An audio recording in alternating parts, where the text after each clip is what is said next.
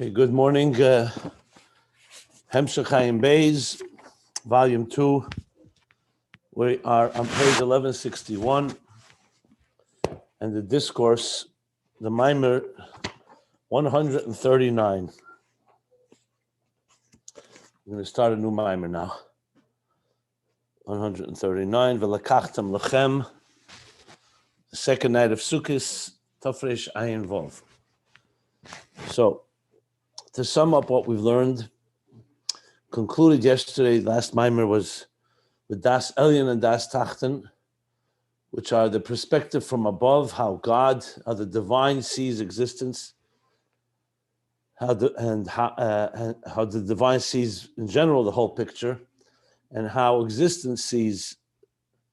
But explained that the Daas Elyon and Daas Tachten is not just the divine, as in the divine source, the Yesh Amiti and the Yesh Anivra, but in the Ayin itself, meaning in the Ayin Eliki, the divine energy that is within existence, that's embedded within existence, also has the perspective of Daas Tachten, because it's subject to concealment and it breaks down into details.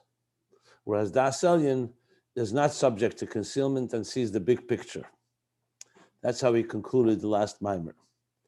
After discussing more at length before that, what exactly is the difference between the two perspectives, the two levels of Ayin, the way and the four different bittul, the four levels of bittul in the Ayin of the Yesh Amiti, and then the Ayin of the Yesh Anivra, which has a very different role. Ayin there means it's not of the same substance, not of the same matter that the Yesh is made of, and that it's not comprehensible by the Yesh. Whereas the Ayin of the Yesh Amiti, its meaning is Ayin ve'efes, completely nullified, basically personifying the very concept of bittul and divine awareness, that the divine is everything, and it introduces that into existence, into Seder Ishtalshlus.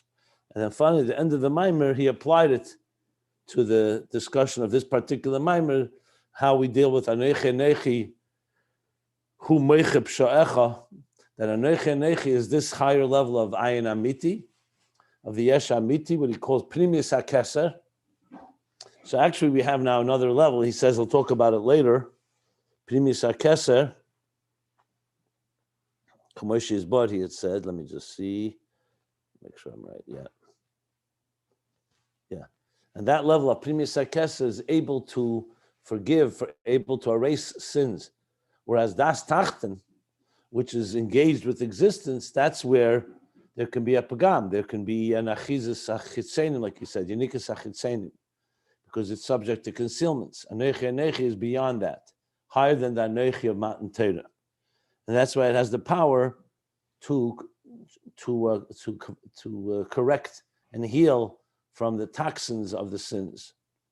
And that's tshuva, which is higher than Torah, that the tshuva that you reach from the depths of one's heart, from the depths, ma'amakim, the depths of the depths, that has the power to reach that particular level. And that's lamani, he said, the expression lamani says laman yud. That lamani doesn't mean the highest level, it means laman yud, as he says, those are the 10 spheres, the Daas Tachten, that it helps correct also how the Esespheres, even though they are divine instruments and divine forces and attributes, nevertheless, since they relate to existence, they also need a type of repair, if you wish, a type of correction, or I would say healing or repair. And let's see, what else did he say that's relevant? And that's what Rashi says, that it's not b'schus cho b'tzidkas avisacha, because that's Torah mitzvahs, that's the discourse of Torah mitzvahs. Here we need to reach deeper through tshuva, like basically higher than the system. So this helps also put it into some type of practical avodah context, the difference between sometimes, in other words, tshuva needs to invoke the perspective from above to do the correction below. Whereas Daas Tachten is the engagement and the involvement on a regular basis of our avodah here from the perspective below, meaning in the way the Elokus relates to existence. Okay. With that, we concluded that. Now, we'll start obviously the new mimer, but what's going to be unfolding here now is a more elaborate discussion about Daas Elyon and Daas Tachten. Just like the Rebbe Rashab earlier spoke about, where is this Ayin, the geographic, so to speak, location of the Ayin of the Yesh Amiti and the Ayin of Yesh Nivra. So a while back, a few pages back, I should say, he said he spoke three different ways to explain where that Ayin, which the two levels of Ayin are. One was both before the Tzimtzum, Etzem and Ispashtus Sa'er before the Tzimtzum. The second was Seviv, the Eir before the Tzimtzum, and then Seviv after the Tzimtzum and Mamala. And the third was Ayin, was in Mamala Kalam in itself, the Kav, and then the Hamshachas HaKav, or the Etzem and Ispashtus of Mamala Kalam in itself. If you want to know what that is, those were pages, basically pages 1147 through 1150. So now he's going to explain Daas Elyon and Daas Tachten similarly. He's going to explain that you can place it in different areas in the Shtalshalos. As I explained the other day, which was really an introduction to this as well, what we're going to learn, that the truth is Daas Elyon and Daas Tachten is not a fixed stationary state. It all depends, different levels, it's all relative. And that's important because as we ourselves go through our Avodah, whatever that Avodah is, it's all relative to who we are and how we see things. It's just like when you say to someone, tell me what the horizon looks like. If they're standing on the ground, they say one answer. If they're standing in a valley, it's a different answer. If they're standing 10 foot up, 10 feet high on a mountain, it's another. If they stand at the peak of the mountain, it's another answer. So the same horizon can be explained by different people, all depending where you are. So when you say Daas Elyon and Daas Tachten, it all depends. For someone who's just beginning their Avodah, even Daas Tachten is a form of Daas Elyon because it's already greater than looking at the Yesh through the eyes of the Yesh. You're looking at the Yesh through the eyes of the Galakus that is giving Chayas to the Yesh. That's already a divine perspective, except relative to this highest levels, it's called Daas Tachten. So he's going to talk about Daas Elyon and Daas Tachten in a number of different locations, so to speak. In Atzilus, I haven't even marked. I marked it when I learned it the first time. Yeah, so that's going to be the main flow of the continuation of this discussion, which of course will also make it more integrated with everything we've learned earlier in Ayin Beis. You already noticed, and I've pointed it out a number of times, how these themes, even though they're new in the language of Ayin of the Yesh Amiti, and Ayin of the Yesh Nivra, but the themes are very much themes that have been discussed earlier. And the Rebbe Rashab is making it very clear that he's connecting it all. You know, even when he spoke about Malchus, and he spoke about the Kalim and Eiris, etc.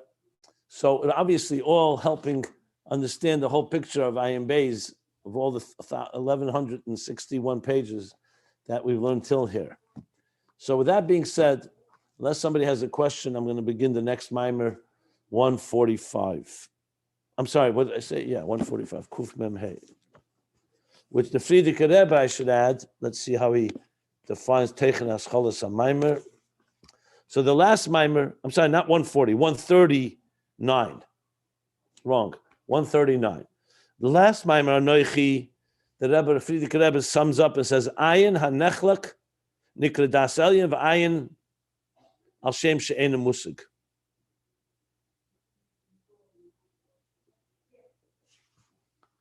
Ayin HaNechlek, Nikra Daas Elyon? I guess he means the higher level. V'ayin Al Shem She'ena Musig. That would be the lower level. That's not comprehensible. Goponim, the Teichen of this mimer, he says, Habeis Deis Be'elokuz Gufa. The two perspectives in godliness itself, even though technically we had learned that already in the previous mimer. So we'll try to figure out why he's saying this mimer is basically focusing on these two perspectives in the divine itself. Godliness itself has the two perspectives, Daas Elyon and Daas Tachten, which, as I just pointed out, we've learned already. So does anybody want any clarification or any questions, or do we just go into the next mimer? Okay, good. So here, beside the Shmaya, Leil Beis the Sukkos Tof Ayin Tof Reish Vov. Yeah.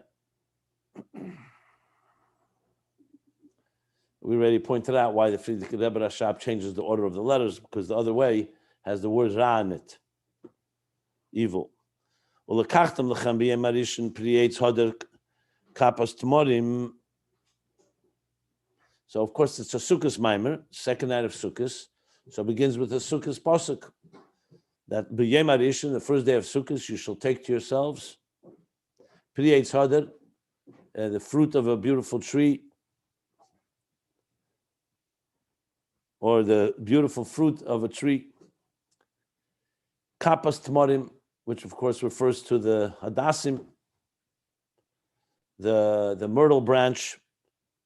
What's it? Kapas tmorim? No, kapas tmorim is the lulav. Kapas tmorim. Al kapanim, he's talking about the daled minim that we take for ourselves on Sukkot. And the Rebbe Rashab asks, "Tzarich lahavin, lama nivchru daled minim elu." Why were these four species chosen? Dafka. Why dafka were these four species chosen? Why explicitly these four? The Mekom min hatzemeach nivchru dafka daled minim elu lemitzvah. Among all the different species in the vegetation, the world of vegetation of tzemeach, dafka these four were chosen to be the mitzvah for the mitzvah. Why? Ubemedrash Rabbi Isa, the Medrash Rabbi says, B'yem harishin, when we say v'lekachtem lechem b'yem harishin, he says zeh tezvov. This is the 15th day of the month. It's the 15th day of the month of Tishrei. Va'ata emer b'yem harishin.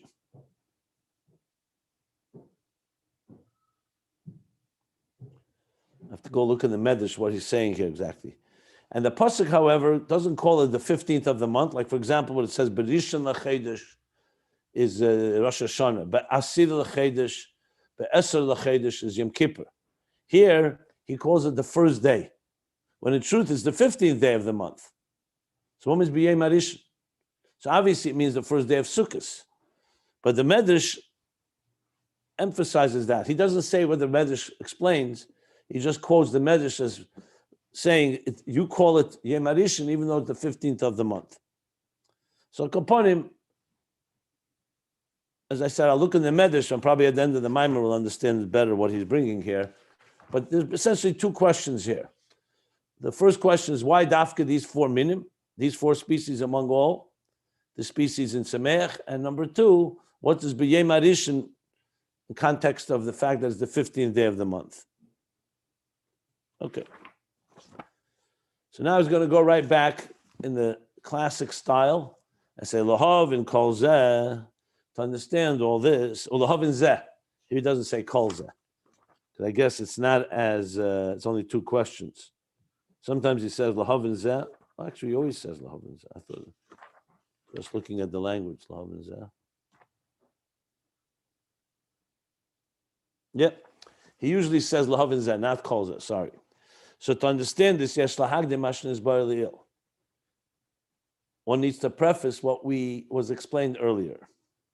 The Ayin HaMamutza, that field of energy, that channel we call Ayin, that nothingness, with the two meanings depending which level, which is an interface. Ben Beis b'chinas yesh. It's an interface with the two levels of yesh amiti, the creator, absolute existence, and yesh hanivra, the creation. So we learned nechlak l'shnayim, that this ayin hamamutza between the two levels of yesh divides and breaks into two. V'ima yes the shneim nikroim ayin, and even though both levels of ayin are called ayin, ein shem ayin behem b'shaveh. The name ayin, it does not mean the same thing in each level. So even though they're both called ayin, and they're both part of one ayin that divides into two, but the meaning of ayin is not b'shaveh, is not similar. The ayin, the yesh amiti, the ayin of the yesh amiti, meaning the first level of ayin that reflects the yesh amiti, the true reality of the creator, hu b'chinas ayin be'etzem. That, where you say ayin there, you mean ayin be'etzem. It's fundamentally a state of nothingness. That's its reality. It's nothing about itself. It's all about its source. the 4 different interpretations we learned, but it's all about the Ayin Be'etzem. B'bchinas kala. Kula kamei kila chashiv. Kila. As if not. Kila means kiloi. Kamoy loi. Kila. It's as if it doesn't exist. V'zehu sha'ayin gufa b'chinas Daas Elyon. And that's the meaning. That's why the Ayin itself, because the Ayin itself is a state of selflessness. And therefore, it itself assumes, excuse me, it itself assumes the Daas Elyon. In other words, Daas Elyon is not just how Atzmus sees the Ayin, but the Ayin itself, the Eid itself, is in a state that it completely is, it assumes the property of Daas Elyon. In other words, it sees things through the eyes from above. In other words, it's like the Daas Elyon, meaning the Daas Elyon of the Yesh Hamiti. Especially the 4th level. If you remember the 4th level we learned, it's for sure that way. With the 4th level, it's how the Yesh Hamiti, how the Moyer, the Mokir, well, he said the Moyer sees, in the 4th level, he said the Aishus were how Atzmus sees everything. But even the other 3 levels are all about Daas Elyon. It's all from the perspective of Daas Elyon. And Medrash is saying Yishen lecheshbon avonos. Yeah, I thought so. I didn't want to say because I wasn't positive that's the drush. That there it says Rishon. The reason it says Rishon, even though it's Tezvov, because it means that first, after Yom Kippur, the Idin are Osuk b'mitzvahs. The Rebbe brings it very often. The Osuk b'mitzvahs, so b'mela, they're like the beginning of calculating their Avenus, right? But he doesn't cite that here.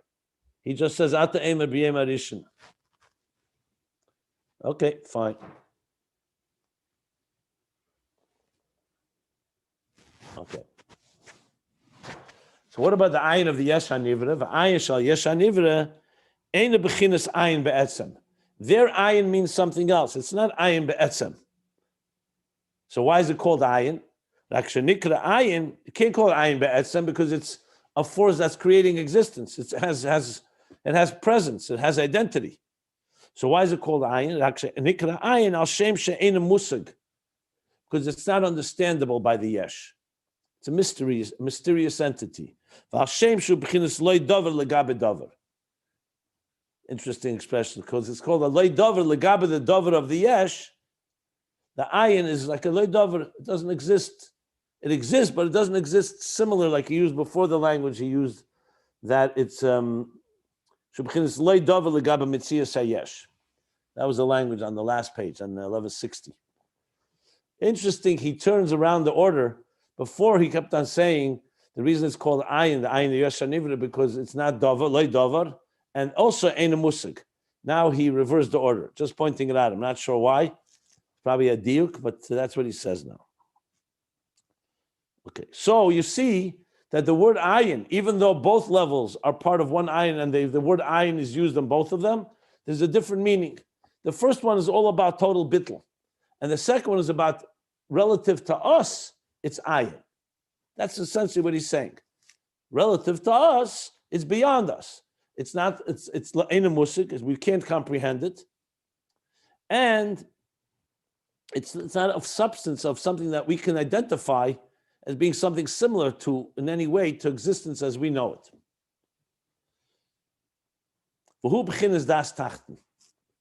And this Ayin of the Yesh HaNivra, just like the Ayin of the Yesh HaMiti itself is Daas Elyon. Not just the Yesh HaMiti. Here too, Das Tachten is not just the Yesh HaNivra, but this Ayin is Das Tachten, the Ma'ayin Liyesh. Here we're saying, in the Ayin of the Yesh HaMiti, it goes the other way around, from Yesh to Ayin. From the Yesh HaMiti to the Ayin, to Bittul. Here, it's the other way. From Ma'ayin Liyesh, from the Ayin of the Yesh HaNivra to the Yesh, Shayesh Tefes Mokim. Because now we're not talking about the yesh is tefes mokim, carries value and has standing. Umisalim, and this ayin of the yesh amit of the yesh hanivra, umisalim gets concealed. Let's say the chayesavus for the purpose of creation. The ayin needs to be concealed.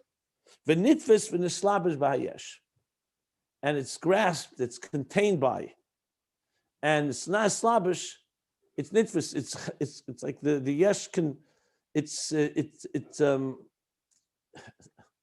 achizav, a nitfus. It's contained by the yesh and it's slabish by the yesh, and it encloses itself in the yesh. In other words, it's not makif from an outside. It directly emerges. That's what it immerses itself in the yesh, but it remains concealed. That's why koyach hapoel benifel. On Rosh Hashanah, remember we learned v'yeder kol what's the expression? V'yeder kol nivresh ki'ata barasa. Opo. Yotzur ki'ata yitzarta. V'yeder kol pol ki'ata pa'alta. Every product, every creation will know that you created it. But in general, it's concealed, but it is immersed and established within the creation.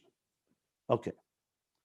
So that's what he sums up, the Rebbe Rashab, what we learned till now. Obviously, there's a lot more that we learned, but this is how the Rebbe Rashab chooses to sum up so he can now, as a springboard, move into the next so-called section of this discussion. Okay. So now he says like this. V'hinei now. Beis Daas now. These two Daas, Daas Elyon and Daas Tachten.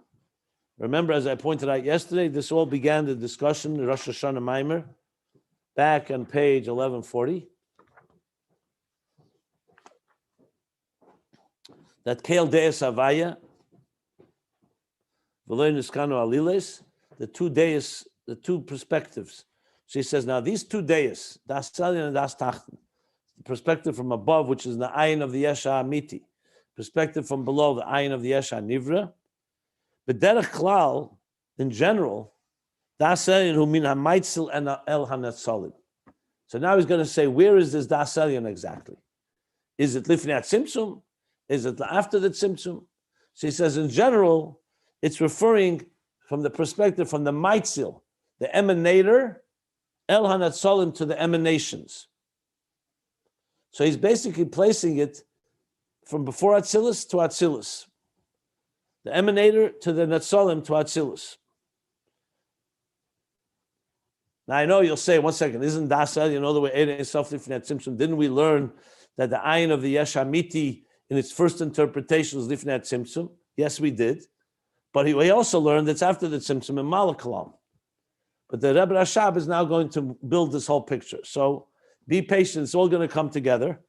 Right now, he's saying in general, when you say Daas Elyon, you're talking about the Maitzil, which again is the emanator, meaning God as he relates to the emanations of Atzilus.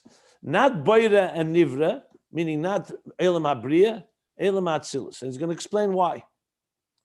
Shari Atzilus hu Elikus Mamish. The world of Atzilus is Elikus Mamish. As we've discussed at length in Ayin Beis. Atzilus means an emanation. It doesn't mean a creation. Because Atzilus, even though it's a structure of Eser Sfiris, as we're going to learn, from Chachma through Malchus, and there's Eidos and Kelim, and the Eidos are mislabish in the Kelim, that's what makes Atzilus Adam Elyon. That's Atzilus. Nevertheless, this structure is a divine structure. Meaning it's completely aligned with what Eibishter wants the structure to look like. In Briya Yetzira Nasiya, the structure starts wandering away a bit from being exactly aligned. You don't say Iyu v'chayu ichad, Iyu v'garmu ichad in Briya. It's only in Atzilus that you are one with your Eidos and Iyu v'garmu, and you are one with your Kelim. Because the Eidos and Kelim are completely aligned. Like when we say the Ovis Hein HaMarkava. Avram Yitzhak Yankov. What does that mean in Merkava? Like the Alter Rebbe says in Tanya, 24/7, Kol Yemehem. Every second they were a Merkava. That's all they were. They were a wagon. They were a chariot, a channel for Elikus. Like it says in the Sefer HaBaruch, Chassidus brings that once Avram walked on this earth, Chesed of Atzilus said to the Eibishter, what do you need me for? There you have Chesed walking on earth. Because Avram embodied and personified Chesed. Not he did Chesed, he was Chesed. Chesed Atzilus in a Guf Gashmi was Avram Avinu. Gvura of Atzilus in a Guf Gashmi was Yitzchak. Tiferes of Atzilus in a Guf Gashmi was Yaakov. What does that mean? It means they existed. They were human beings. They had parents, they had flesh and blood, but their entire being was Elikus. Elikus, not Elika, Elikus. Atzilus and Elamis is that level. It's Kule Elikus. It's in a Chanami, it's not the Bligvul of Elikus, it's not beyond spheres. It's essentially the painting of the artist, but it's completely aligned with the artist. The artist would be the Maitzil, and Atzilus would be the Netzalim, the emanations, the specific emanations from Chachma through Malchus. Kesed as well, which is above Atzilus, but that's the idea. So Elikus Mamish. Ubatzilus Meir Gili Ein Sof. And Atzilus radiates the revealed Ein Sof. That's what that radiates in Atzilus. V'hainu ha'er k'maishu b'chinas dveikas b'mkeidei. So you think of it this way, then Atzilus is what we were talking about earlier, which focuses on Elikus, not on creation. What is Atzilus? Like I just said with Avram Yitzchak Yankov, Atzilus' whole role is to express the divine Chesed and Gvura and Teferes. So it's all about Dveikas B'mkeidei, what we called before the Ayin of the Yesh Amiti. So I know we got spoiled, and we've already been talking Lifnei Tzimtzum, and we're already climbing into the Hechsta Elamis. But the Rebbe Rashab is bringing it back to reality that Atzilus, and as I always point out, when the Rebbe, Alter Rebbe would say Atzilus, he would tremble.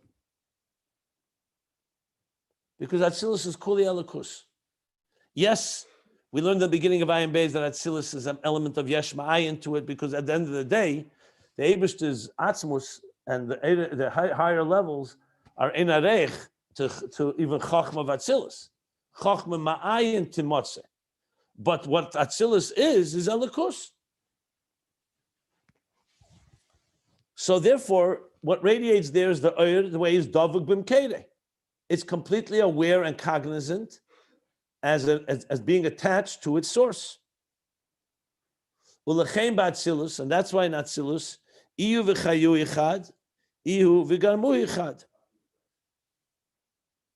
You and your energies, chayu here means eris, are one. That is al taitzes, it's meichen and midas, but regardless, it's basically you are one with your chayui, with the energy, with the divine force, the eir, and you are one with garmui, which literally means the bones, the skeleton, but garmui is the kelim. Shahakolhu b'chinas yichud be'erein seif baruch hu.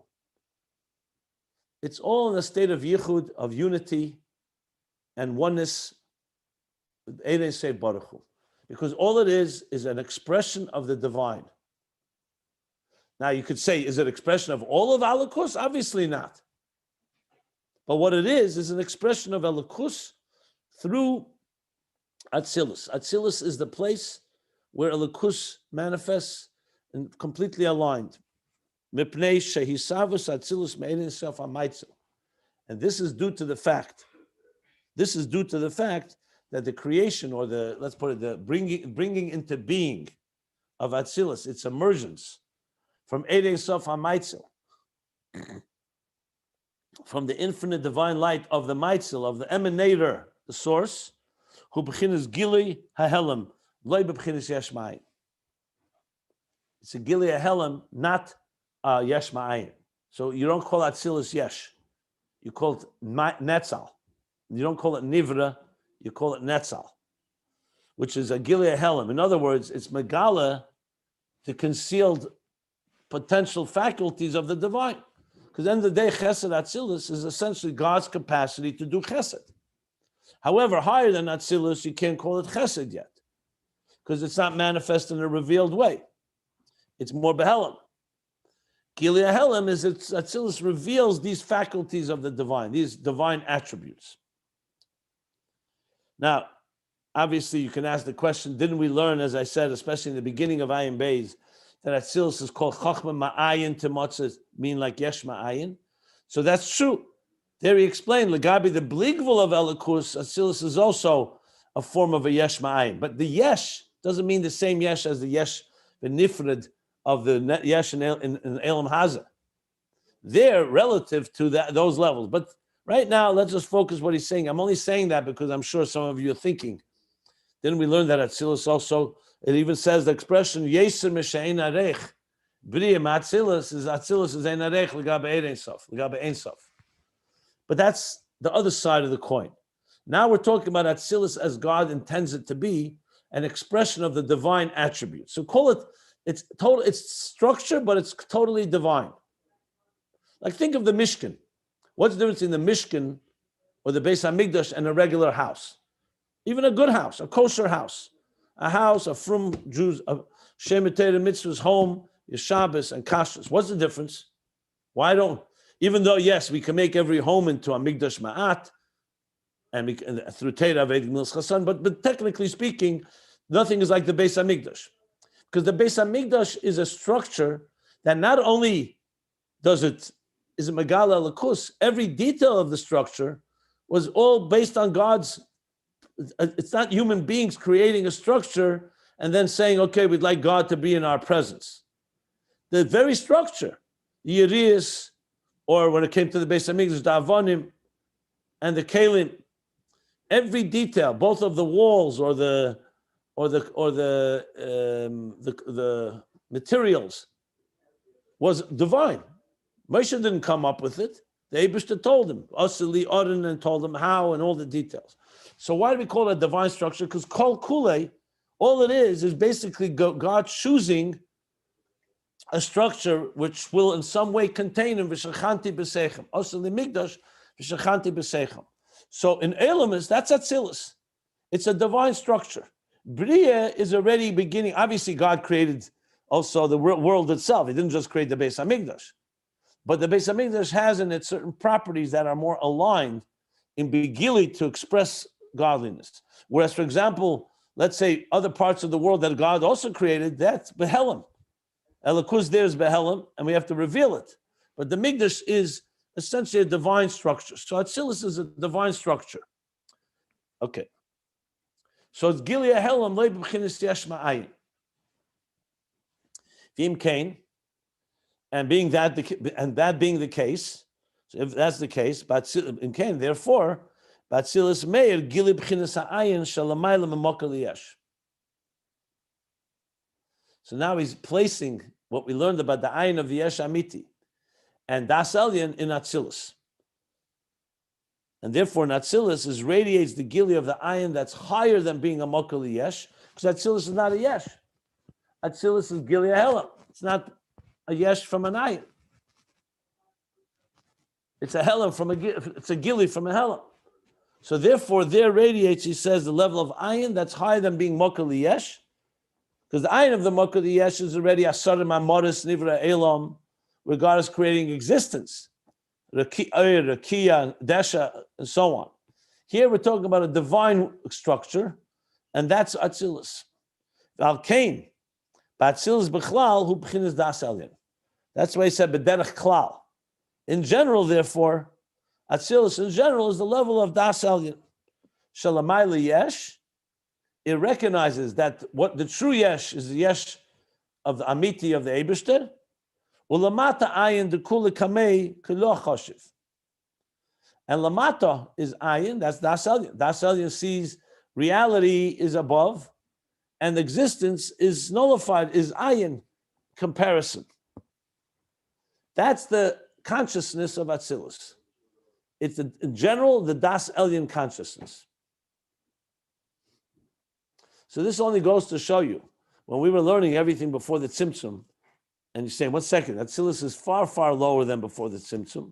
And we're learning this language, it just goes to show you that we really don't even understand what Lifnei Tzimtzum really is. Because if you could say this on Daas Elyon, if you could say Daas Elyon and Atzilus, that means that first let's figure out how it is in Atzilus, then we can start trying to guess what it looks like Lifnei Tzimtzum. So why did the Rebbe Rashab begin Lifnei Tzimtzum? Because the Rebbe Rashab is giving us the full picture as he sees it, and started from the highest levels. But the reality is, right now, as he's explaining it in general, Atzilus is this level. So right here you see that our perspective of Daas Elyon, and we thought we understood already how it is in like Ayin Sof, that's the Etzema Eir, that's the highest levels of Bittul, where the Eir is completely not even a Metzias and so on. And here, in a way, it humbles us to realize Atzilus is this level in general terms. And it's not a contradiction because obviously everything is relative as you go and you climb. So he's now placing Daas Elyon and Ayin of the Yesh Amiti in Atzilus. Yeah.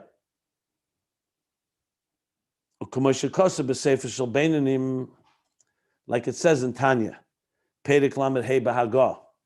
Yeah, we've talked about this Hagah many times. In the Hagah, in the gloss, and in chapter 35 in Tanya, he says, so there he says, Shamaiti Memeri. Alter Rebbe says, I heard from my teacher, meaning the Magid. But Rashab doesn't quote that word, but then he quotes, what does he say? The Eidei Sof, Echad HaEmes, Hu Levadei, Hu Ve'en Zulosei, V'zuhi Madreges HaChachme. I moved to page 1162. So there he says that Eidei Sof, Echad HaEmes, the one ultimate truth. Hu Levadei, Hu Ve'en Zulosei. He is the only truth, and there's no other. Ein Zulosei. Ein Zulosei, there's no other. And this, he says, is the madreg of Chachma of Atzilus. It's a pretty strong statement.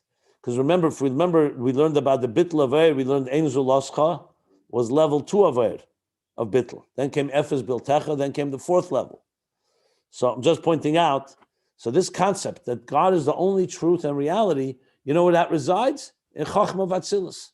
Chachma of Atzilus is aware of what? That the only reality is God and no other.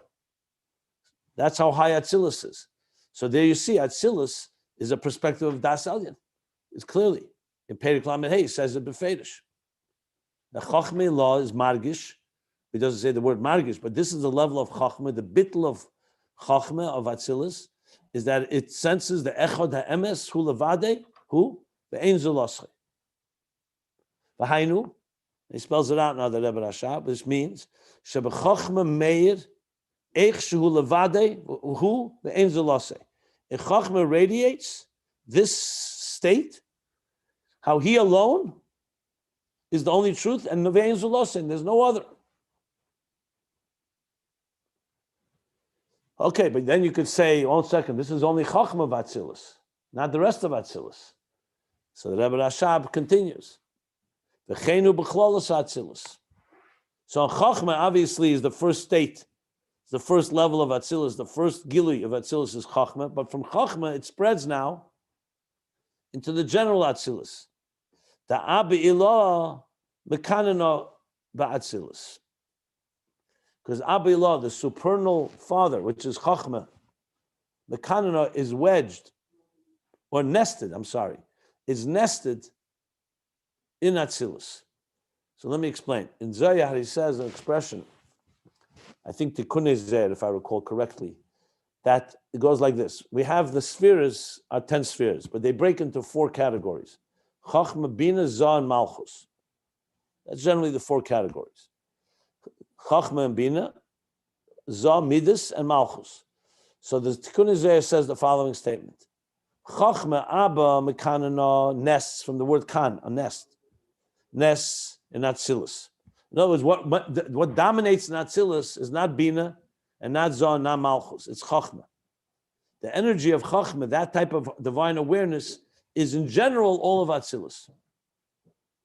It's the Yud of Yud Kei Vav Kei. So microcosm, macrocosm. In the macrocosm, it's Atzilus B'ri Yitzir Asiyah, but in the microcosm, Chachma, Abilah, nests in Atzilus. But then it continues. And he continues, he says, Abilah mekana ba'atzilus. Then he says, Bina mekana b'kursaya. Imoilah, which is the supernal mother, Bina mekana no nes b'kursaya. Kursaya means elam hakisei. Kursaya is in Aramaic kisei, the throne. So Bina even though there's a Bina in Atzilus, but its dominant place where it resides, the Hey, Yud Kei Vav Kei, the Hey, is in Bria. And then it continues. And Zoh, Mekanano B'Yitzira, and Malchus Mekanano B'Asiya. So basically, the structure of the spheres, even though all four worlds have all spheres, but what dominates in Atzilus is Chachma, this sense of Hu Levadehu Ve'ein Zulase. In Bria, primarily Bina, Yitzira, Zoh, and Asiya Malchus. The next three, I only mentioned it for the complete picture. What's relevant to us here is Atzilus. So that's why he's bringing that.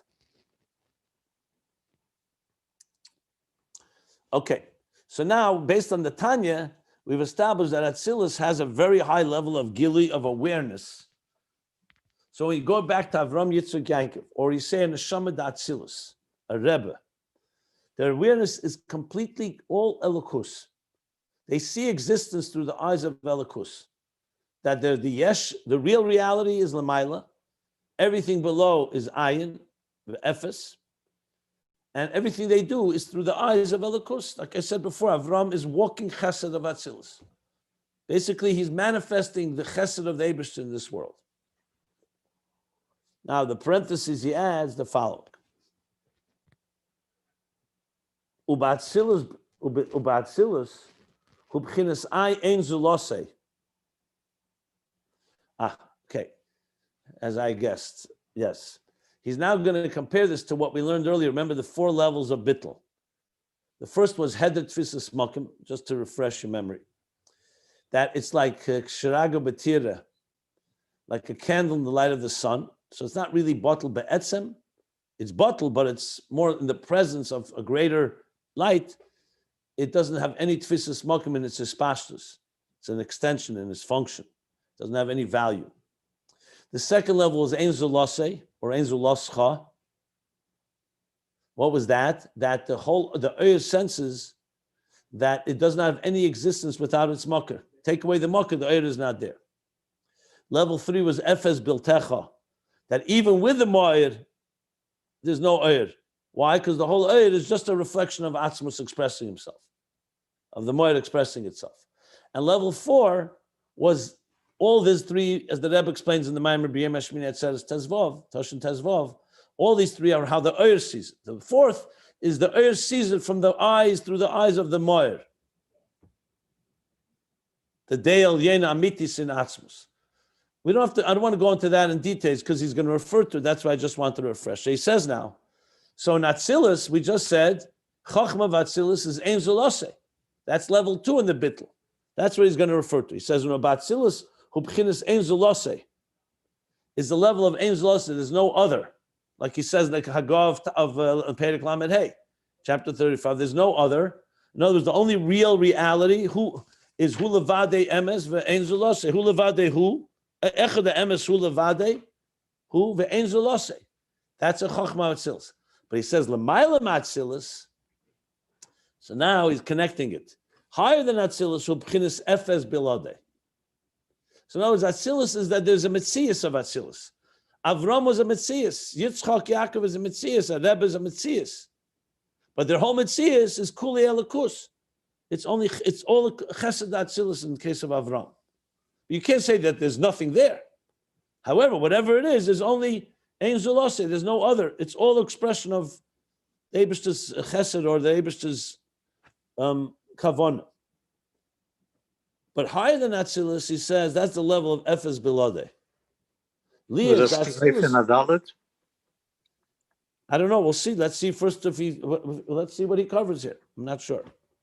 And also, a Rebbe maybe is Lamaylo Atzilus, like Moshe is higher than the Ovis. Das wegen dem kann man verbringen and lange verbringen. Right now, I'm using the muscle because we know that. I know the Ovis for sure. Hen Amarkava of Atzilus. When you say that Rabbeim, you usually say Neshama Atzilus. Do they come from higher? Yeah, but it's not the discussion here. And I'm not making keveya that a Rebbe can be from higher. And then the Ovis also probably higher when you go to the Sheidish Advarim. Atzilus is a pretty behind Madrega, Rab Shlomo. You know that. Here we go. So Let me just finish the print. Lias Daas Elyon, who b'chinas izgalus ha'er me'ein sof ha'maitzil. There's a izgalus ha'er. You can't call it non-existent. There is the revelation of an Eir from the Eir, from the infinite divine light of the emanator. And what does Atzilus mean? Bechinas hafrashas ha'ara. There's a separation. Hatzalah vayetzel ish vayetzel min haruach. When the source of the word in Parsha Ba'alescha is that God took from the spirit of Moshe and transferred it and imparted it, hafrasha, and to the Zkanim. So something happened here. Atzilus is not completely non-existent. There's Gilui Helam, that something was imparted. Hafrashas ha'ara, shezeu b'chinas yitzia v'izgalus chutz la'atzmusei kav yochel. So to say Atzilus is Atzmusei itself, b'teich Atzmusei, no, that's the whole purpose of Atzilus, that it should be revealed. You want to have Chesed, Gvura, Teferes, Chachma, Bina, Das, etc. However, what is revealed is all Elokus, but it is a state of being. There is an existing reality. That's the whole point of Atzilus. Remember, we learned the purpose of Atzilus is to give us an understanding in godliness and a hergish in godliness. So you need an entity. The entity is completely bottled, but it is an entity. So Atzilus is a Izgalus. Hafrashas ha'aros, Yitzia v'Izgalus. Yitzia means it like leaves. Why is it outside of?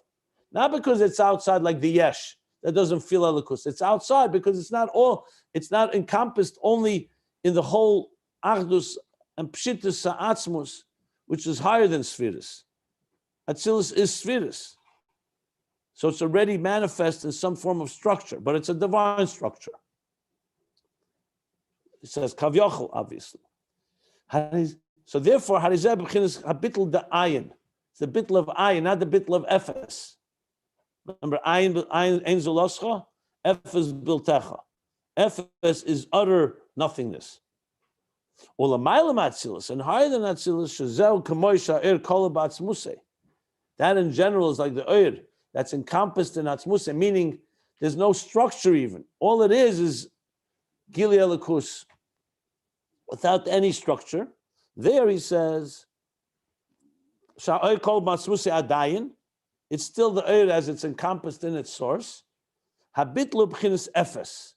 There the bitl is a state of efes, like we learned earlier, efes biltecha, that even with atzmus, there's nothing there. The oir, because all it is a reflection of atzmus.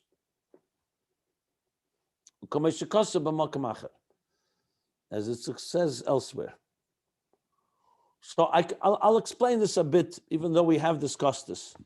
If you remember, when we learned Lifnei Tzimtzum, that the first thing was Ein Sof, Poshe B'tachtas Hapshitus. And then he says, in that Ein Sof, Ola B'ritzeinei, which means there's a level what's called Kedem Aleis HaRatzon. There's a state which before it even arises the desire.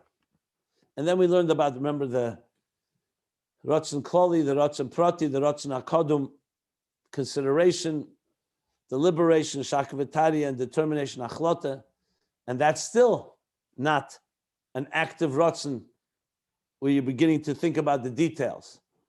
That whole process. You see from that the way the Eibishter made the whole system, and again, he doesn't need these levels, it's for us. He made it in a way that it's very clear that the highest levels are completely shapeless. You can't talk about spheres, kedem aleis haratzon, because there's not even a ratzon for the structure of creation, let alone the details of the structure.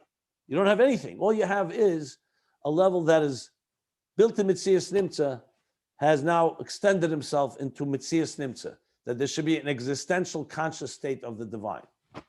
It's totally just one thing, divine consciousness, period. Then, like with the mashal of the artist, then comes a stage, obviously not in time conceptually, where the artist says, okay, now I'm going to begin to think of what I want to do. I want to build a world. I want to paint a painting. And even that still remains amorphous. There's no details yet. It's just general. Could be Esses Firis Ein Ketz. First, there's no spheres altogether. Then there's Esser spheres, saying infinite possibilities. And from the infinite possibilities, he then chooses one. And all this is still lifnei tzimtzum, Esser spheres, hagnuzis. It's all part of the divine consciousness. But you can make a distinction between the divine consciousness as he's thinking about what he wants to create and the divine consciousness before he's thinking about what he wants to create. And again, before means simply conceptually, a higher level. All those levels exist right now. So in a way, on a lower level, Atzilus is already a painting. Atzilus has Chochmah Bina Das. However, the whole structure is all about Ein Zelosei. Chochmah senses, Ein Zelosei, Hu Levade Emes, Hu Ve'Ein Zelosei. So it is a structure, and it's completely absorbed with and reflecting of what God wants in the structure. In other words, it's a painting completely aligned with its artist. However, higher than Atzilus is not yet the painting, is not there yet, so to speak. The structure is not there. So there, it's only about divine expression. How he's going to express himself, that's Atzilus. The fact that he's expressing himself, that's higher than Atzilus. So obviously, when it comes down to the full picture, we need both. Because God wants a world, he wants existence, and he wants the existence to be bottled telekus. So you really need both parts. That's why we have the Ayin of the Yesh HaNivra and the Ayin of the Yesh HaMiti. So Atzilus now he's placing in a place which is expressing the divine in structure. But there's something higher than that, the divine without structure. And then there's going to be the structure that's not even divine, meaning Bria, Yitzir Asiyah, where the divine becomes concealed, I should say. Not that it's not divine, it becomes concealed, and the painting can be disconnected from the artist even. And then, of course, the Aveda is to reconnect and reunite and go through all these levels. So if you want pure Elikus, then there's nothing. Pure Elikus is just Elikus, Atzmus, the four levels, the higher two levels. F is Biltecha, and then the level 4, which he's not referring to here. If you want Elikus, so to speak, through the structure, that's Atzilus. It's the perfect divine world. Completely divine, but within that structure. That's why it's Ayin, Ein Zulascha. The level of Ayin, not the level of Ephes, where the Metzias itself is not there because all it is expression of Atzmus. Now, obviously, you can say, ask the question, can Atzilus reach a level of Ephes Biltecha? In Inyan, yes. Not in the creation process. In the creation process, the Eibusher does not want Atzilus to be Ephes Biltecha because he wants a Chachma, he wants a Bina, he wants a Gvura. But through our Aveda, when we refine our Yesh in Asiyah, and we climb the ladder to Yitzira and to Bria and Atzilus, so you can say it, when Mashiach comes in Geula Mitzvah Vashlema, Atzilus can have the bitl of Ephes Biltecha radiating through its structure, but not initially. That has to come through a higher level of Aveda, because initially the Eibusher wants a tzimtzum. In order to be L'tzerech Yisavus, he needs a structure. So first he needs an Ayin of Yesh HaMiti. He wants it to have a structure. Then comes the Ayin of the Yesh HaNivra, till you create it. And then we reverse the process as we work our way up through Aveda. Just want to clarify that. But as it stands right now, Atzilus needs to exist. You need a Chachmi, you need a Bina, because without that, we don't have anything to hold on to. If Atzilus was bottled like that, it would be like Avram Yitzhak Yankov or the Rabbeim being constantly in Kodesh Kodashim. They're Dveikus to Hashem, they would have no connection with us altogether. We need them to be so-called within our reality, within the reality of a Chacham, of a Bina, so we can say, okay, teach us the Chacham and Bina of Elikus. Teach us the Chesed and Gvura of Elikus. Be a Dugma Chaya to it. That's what they are. So they have to exist, but their existence is completely reflective of the divine Chesed, the divine Gvura, divine Chacham, the divine Bina. In general, Ein Zulascha or Ein Zulasei, this level of Chachma, which radiates in Atzilus, Abba, Ilah, Mekanana, Be'atzilus. Okay. Okay, so that is Daas Elyon. We're going to stop here because now he's going to go, if Atzilus is Daas Elyon, so what's Das Tachten now? That's going to be the next section. He's going to say that's from Atzilus to Biyah. But, I think it's good to stop right here. We can absorb all this. And as you see from the parentheses that he's not ignoring what we learned earlier. We understand there's all the levels and throughout his shtalshlus, but he's placing it now in a way that we can also work with it. If you may remember, before the Lifnei Tzimtzum, you can't really work with. We don't relate to Lifnei Tzimtzum. The Rebbe Rashab is telling it to us, and the Rabbeim are megala to us the highest levels of Elikus. But it's not you can work with it because there's no Metzias existence there. Atzilus becomes something you can work with. You could say, when I sit and learn Chassidus, or when I give tzedakah to someone, I show chesed, I'm aligning myself to chesed of Atzilus. I'm aligning my mind to araisa mechachma nafkas, to the chachma of Atzilus. So basically, you can take the adam atachten, which is the yesh, and align yourself as much as possible to the attributes, the divine attributes of Atzilus. When you're talking Lifnei Tzimtzum and those higher levels, there's no attributes there. There's no structure. There's nothing. However, in the big picture, obviously you want to know how high it's rooted all the way to the highest levels. So what the Rebbe Rashab is doing here is making it much more operational, so to speak. This now you can work with. This can be translated into Avodah. Even though those levels could also, but this becomes something much easier. You could say Avram, we learn from Avram how to do Achnosas Archim. It's very straightforward. Does that mean we're Atzilus? No, but it means we're working toward that.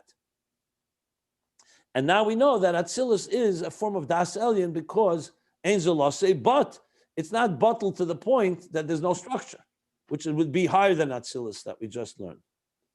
Okay, so we're going to stop here, the top of page 1162.